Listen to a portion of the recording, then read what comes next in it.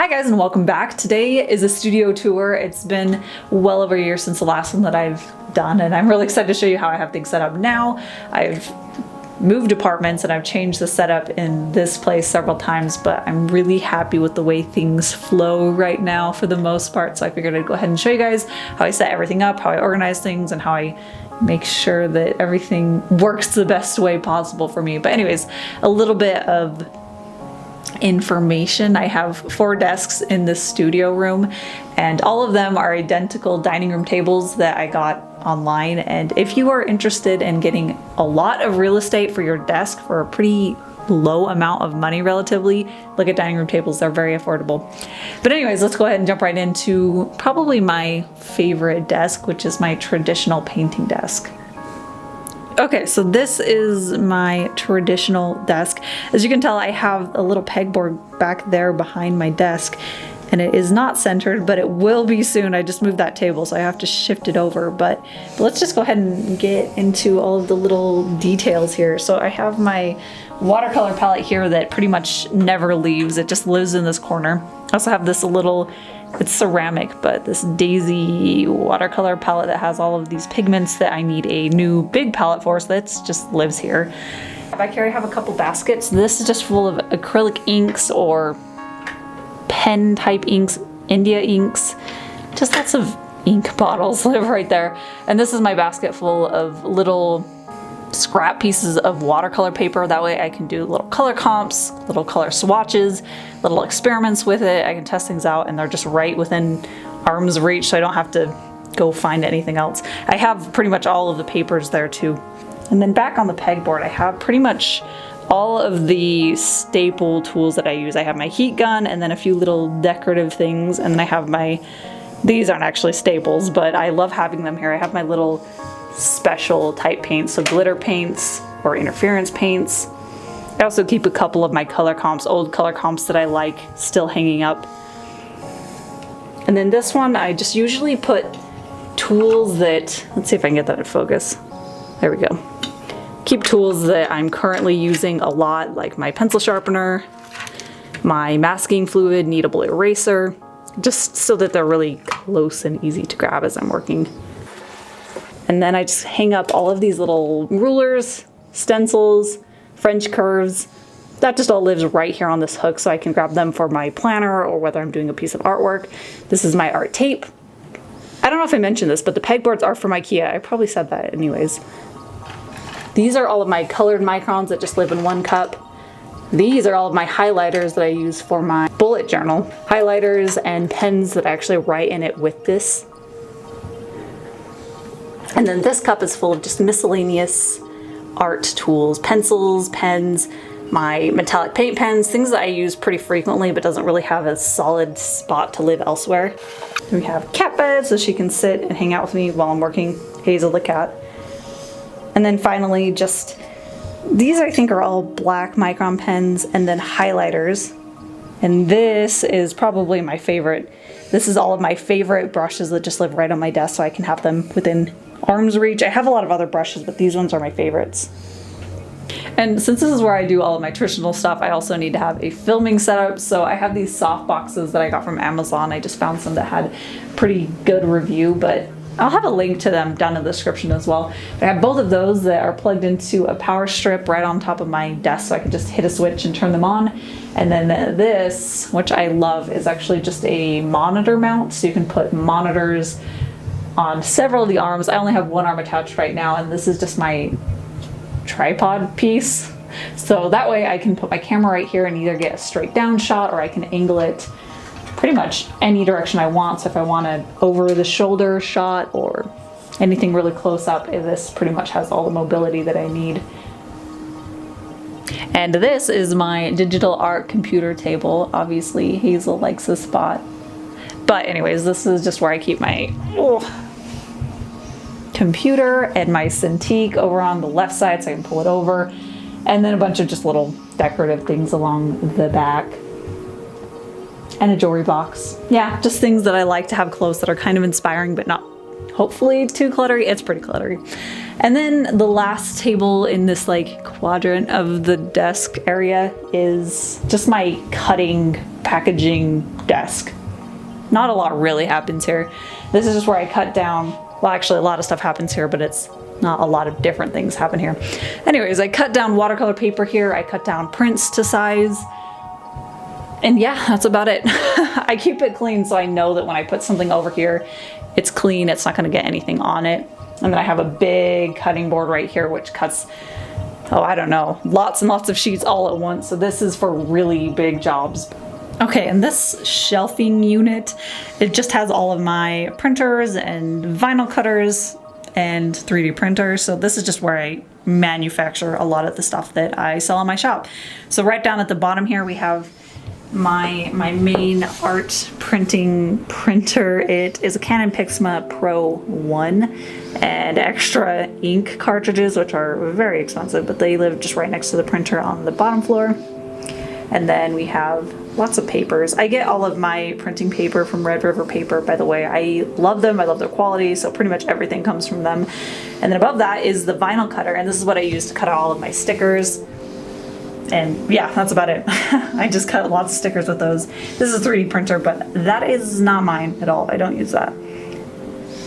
And then this is the laser printer. It's just the business printer. This prints invoices, sketches. Actually gets a lot of mileage, but it's all just the basic prints that I need to get done. And that's my dead plant. And now it's time to tackle my closet. This is by far the most disorganized section of the entire house, probably. I have a hard time keeping everything organized, but everything seems to have a place that it belongs. So up on the top row, this is just where I have lots of mailing items, so like bubble mailers, and boxes of other rigid mailers. I also have extra large paper that lives up there. And I think there's some pin products in there, like the backing and the whatever, the pin back pieces.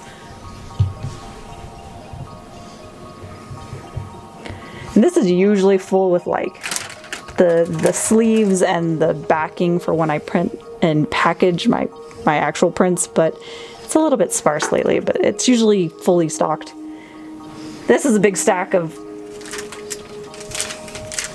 and a lot of my Inktober pieces, the originals that I still need to photograph and organize and everything. And then this is just a basket of lots of hodgepodgey things. These are my business cards, X-Acto knife, a couple of palettes and notebooks. This is a long arm stapler for little books, little staple bound books that I can do. And yeah, that's just like all nonsense right there. Ooh, I do have this, which I need to use, but I actually have a Pantone color book. I don't remember what exactly they are, but they have all of the Pantone codes so that you can get things manufactured and have the exact color that you want. I keep it wrapped up nice and living in the closet, that way it doesn't get any sun bleaching happening. But this is when, or this will get used when I finally get some enamel pins made. Then moving down, I have this big container thing full of anything that's an adhesive or a fixative. So Mod Podge, spray fixative. Actually, a lot of my spray fixatives are out in the garage, but I keep kind of everything generally here. I have super glue and E3, I think, in there. I have some dead bulbs, or maybe that's alive, I don't know. A basket of stickers and medicine and cash from conventions that I still need to take into the bank. And then more mailers. What is this called? Bubble wrap. And then we have all of the paper stock that I use frequently. These are the sizes that I prefer to sell the most of. Some fragile stickers. This container I think is mostly full of like accessories that I use for conventions. So clips. It looks like a few pencil holders. Just general like office art supply things mostly live in here. And then here's a basket full of all of my random papers, watercolor papers that I brought to conventions and then never really put back where they belong. But I have a couple of little travel kits of papers in there. And then my Copic markers, I almost never pull these out, but every once in a while I get a little bit of use out of them. This container I love. It's full of my gold leaf, or yeah, it is gold leaf and a couple of other gold type things. And then just more businessy things, printer ink. I think those are the last of my Lumina books, which are going out with the Kickstarter. There were a few tiers that had old Lumina books. We are all sold out on those. That's very exciting though.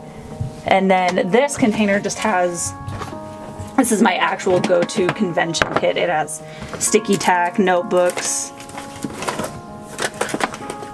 safety pins, extra scissors, all the things that like I need to use or will hope that I have in an emergency to put my convention table together. These are pin back buttons. These are ones that I sell and bring to convention, as well as have on my online store.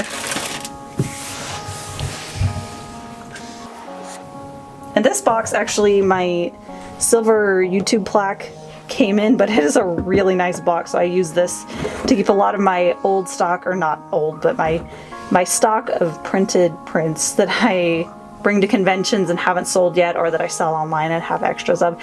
I sell most of my stuff print on demand, so I'll just print them off when I get the orders, but some of them I have living in here.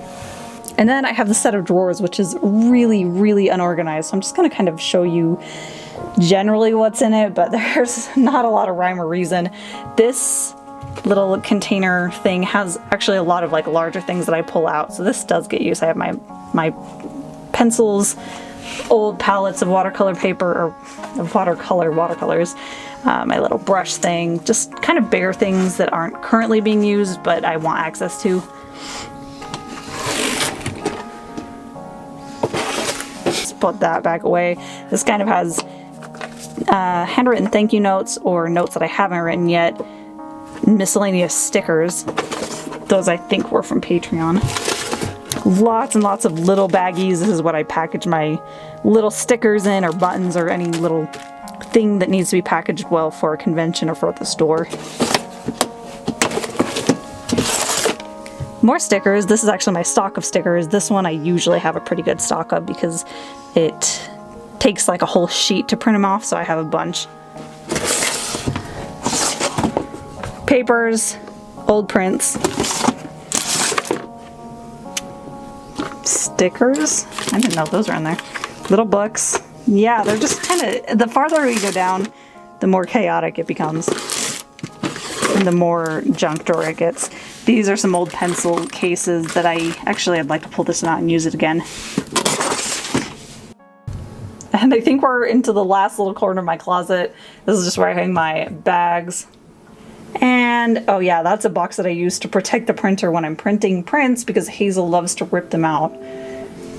And then down here is a lot of my originals, actually. I have originals, or actually I also have prints back there that I bought from other artists that need framed. So I have, yeah, a lot of my current or recent ones. I also have a big stack of wood panels that I'm excited to use all right here. And then in this box, I don't think I'm gonna dig in it. Well, maybe I will. But basically it's full of lots of old pieces of artwork that I've done, watercolor sheets, little paper knickknacks that I keep. It just kind of builds up into this one box right here.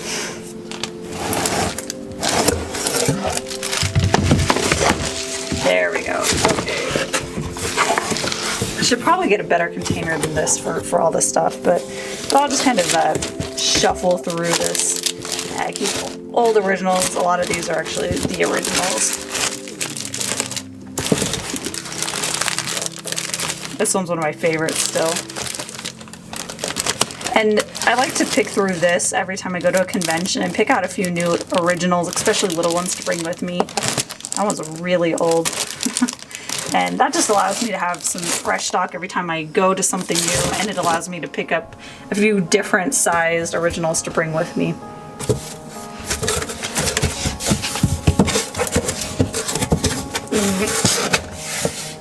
There we go.